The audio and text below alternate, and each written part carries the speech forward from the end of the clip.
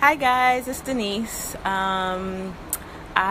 been a while since I've been on here. I have been feeling a little under the weather the past couple of days, and so I'm feeling a lot better today. And it's Friday, and the sun is out, and so I just wanted to hop on here for a quick second and share some things with you. So I had this really interesting conversation with a friend of mine earlier today, and it made me think about, when things are not working in our lives, and oftentimes we want to make changes and we don't really know how to. So what I want to offer you today is 3 tips to making changes in your life. And so I do have some notes here just in case I start rambling. So the first tip to making a change in your life is to commit and be open to the process. So once you decide that you actually want to make a change, what you're actually committing to is a process. So think about like the caterpillar that becomes the butterfly. There is a process that occurs that allows that to happen. So you can't just say, oh yeah, I want this to change, and then bam, it does. Right? So even when people say things like, speak it into existence, there is a period where you have to allow it to manifest. Right? So when you do that, you also have to commit to completing the process. So the change doesn't occur until the completion, the end of that process. And so if you are committing, then you're also committing to completing it as well. And with that, you want to be open to the process, be open to the fact that there may be some things that you didn't expect along the way. There are things that you might have to do that you don't want to. That's a part of it as well. So like, let's use losing weight, for example. So my truth is that I really don't like physical activity.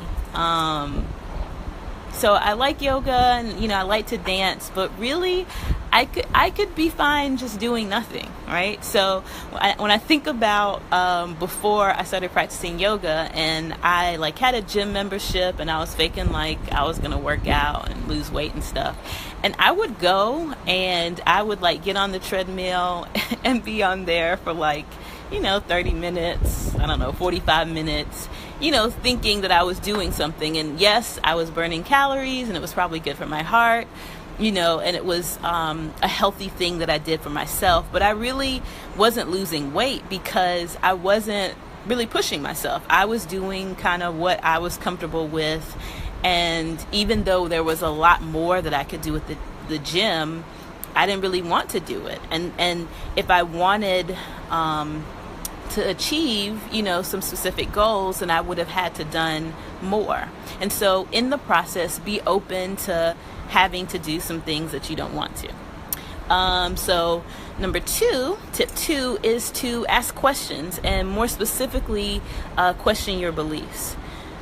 So this can be a tricky one because oftentimes, to question our beliefs, that is difficult for us to do, especially if these are things that we have known forever. So think about like, let's say that you are like having some challenges in your relationships, friendships, maybe with romantic relationships. Maybe you're looking for love in all the wrong places, or you're just having issues with your friends.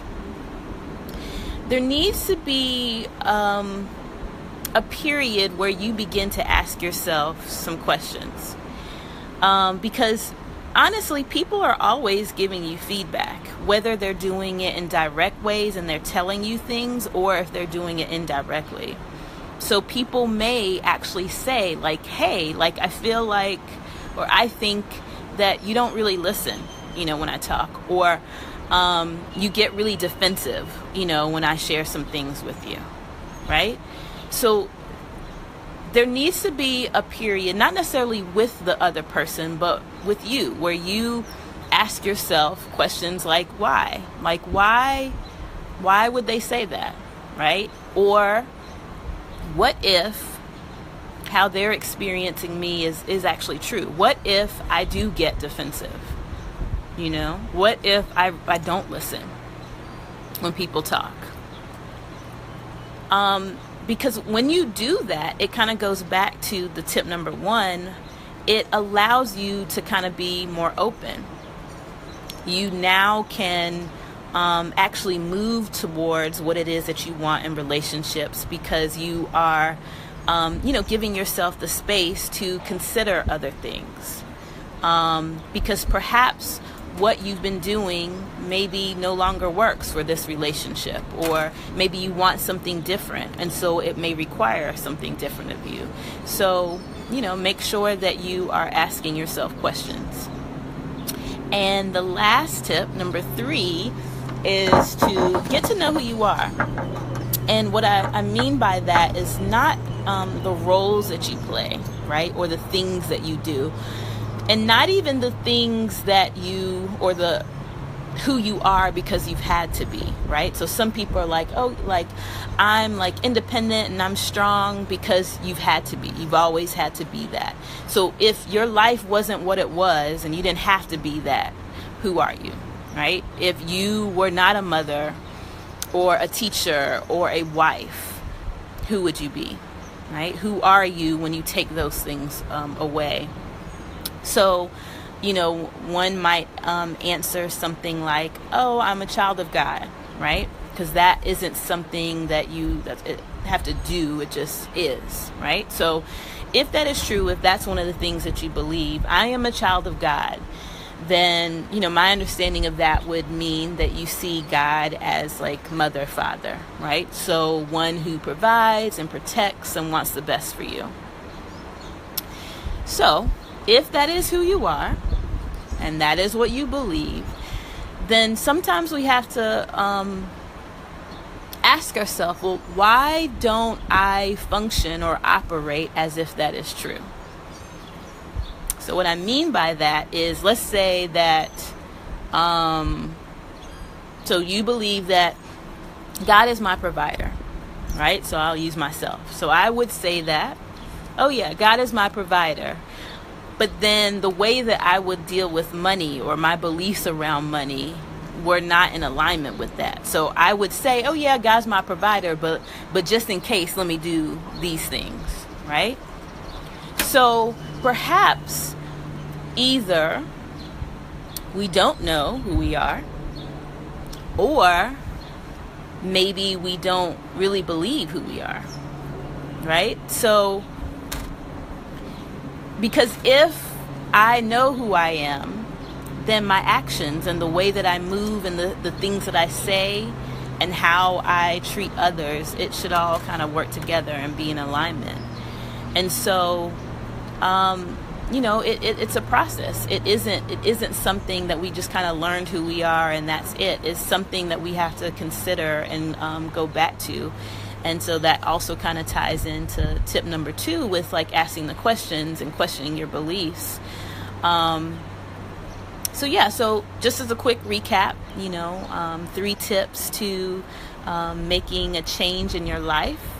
Tip number 1 is to commit and be open to the process. Tip number 2 is to ask questions, more specifically question your beliefs. And tip number 3 is get to know who you are. So I hope that you heard something today that really spoke to you or resonated with you.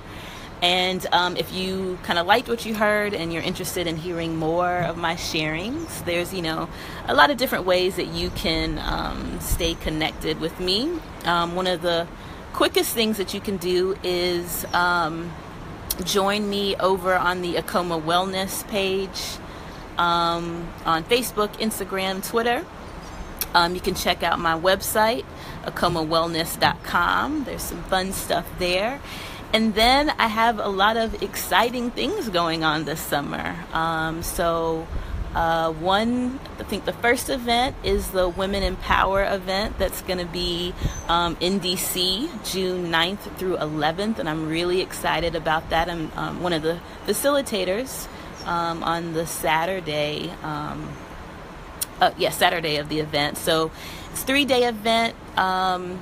Friday night is kind of a happy hour, sister circle, meet and greet with the amazing